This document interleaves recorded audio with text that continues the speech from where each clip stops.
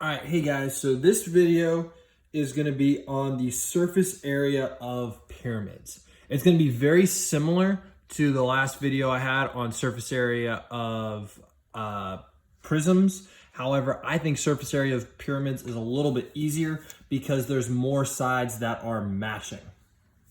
Okay, so let's first start off with a rectangular pyramid.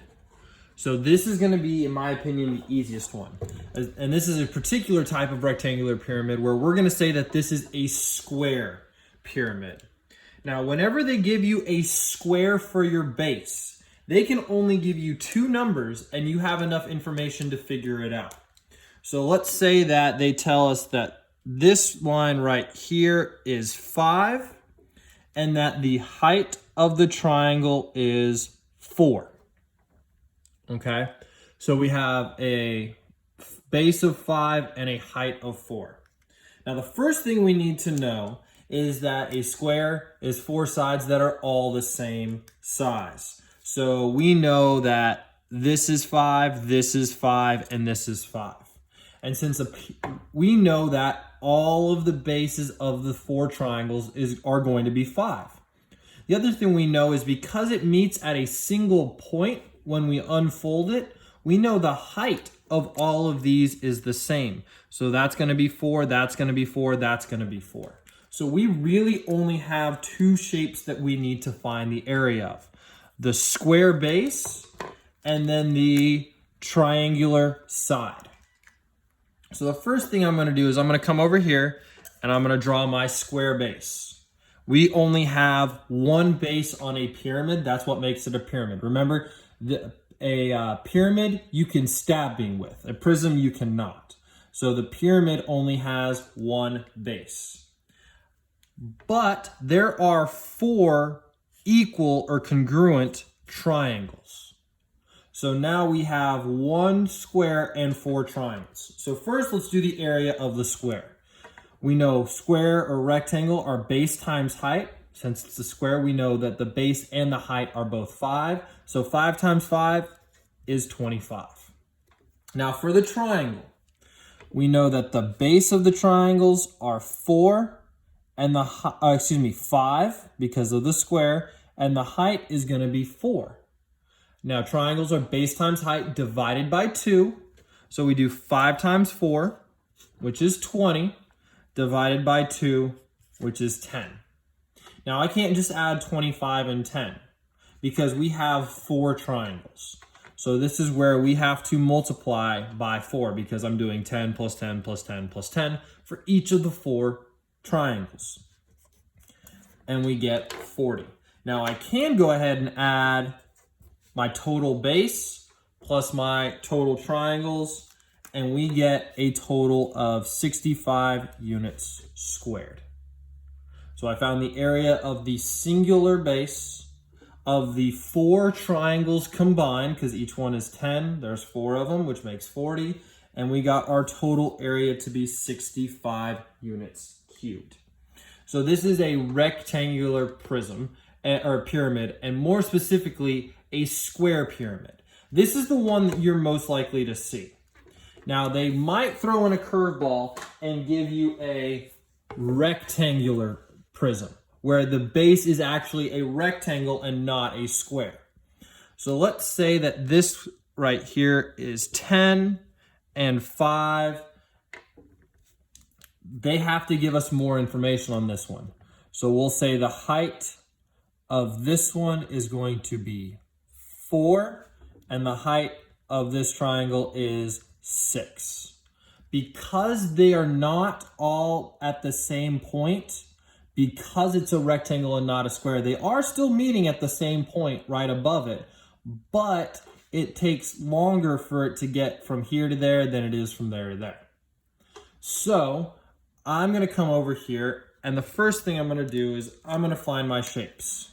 So first I have my rectangular base. Then I'm going to call this triangle and this triangle my green triangles. And we have 2 of them. So the opposite triangles are going to match, and that's what's going to help us. Which means that this triangle here matches with this triangle here. And we have 2 of those. So like always, let's start with our finding the easiest one, the rectangle. 10 times 5, that gives me an area of 50 for the rectangle. For the green triangles, so these 2 right here, I have to do base times height divided by 2. So I'm going to do 10 times 4, which is 40, divided by 2. Each one of those triangles has an area of 20. And then last, I need to do the 2 orange triangles, and we get 6 times 5, which is 30 divided by 2 because they're triangles. We get an area of 15.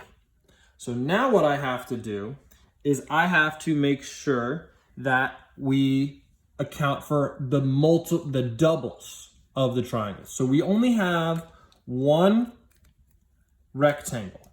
So that means all of the rectangles' total area is 50, right? So we have 2 of the green triangles. So 20 times 2 gives me 40. And then the last one, the orange triangle, we also have 2 of. So 15 times 2 is 30. So now I have all 5 shapes accounted for. The rectangle, the 2 green triangles right here and here, and then the 2 orange triangles, these 2 on the outer edge. So then when we go to add them together, 50 plus 40 is 90, plus 30 is 120 units squared. So that is my rectangular triangle. That's if they throw you a little bit of a curveball. So the last one we're gonna see is a triangular pyramid, which is gonna look something like this. So when you unfold it, it looks like this, where this one is your base and then your 3 outside triangles. Now, once again, there's 2 different ways that they could do this one, and we'll do it both ways. So the first way, we'll do the easy way. We'll say that this is an equilateral pyramid, meaning all the sides are the same, including the base. So let's say that here, this base is 4, and we'll say that it has a height of 3. So if I'm telling you that all 4 of these triangles are equal, I only have to find the area of 1 triangle. So, and I'm going to put times 4. So 3 times 4 is 12 divided by 2. Base times height divided by 2 for a triangle is 6. So that's the area of one of these triangles. Now we do have 4, the base plus the 3 sides, or the 3 lateral edges. 6 times 4 is 24. That would be my answer, and we'd be done. Okay? Now, the other way that they would give it to you is a little bit different. So here I have my base triangle. There are my sides. Now, I'm going to tell you that this base triangle is going to be a different size. Okay, so we are going to have the lateral sides, or these 3 outside triangles, are always going to be the same. So instead of having 4 of the same triangles, we're going to have 3 of the lateral sides and then 1 base triangle that are going to be different sizes. So we have to treat it a little bit differently. But also on this, they have to give us more information. Otherwise, we cannot figure out the area. So we're going to say that this base right here is 5. But that means if this is 5, this is 5, and this is 5.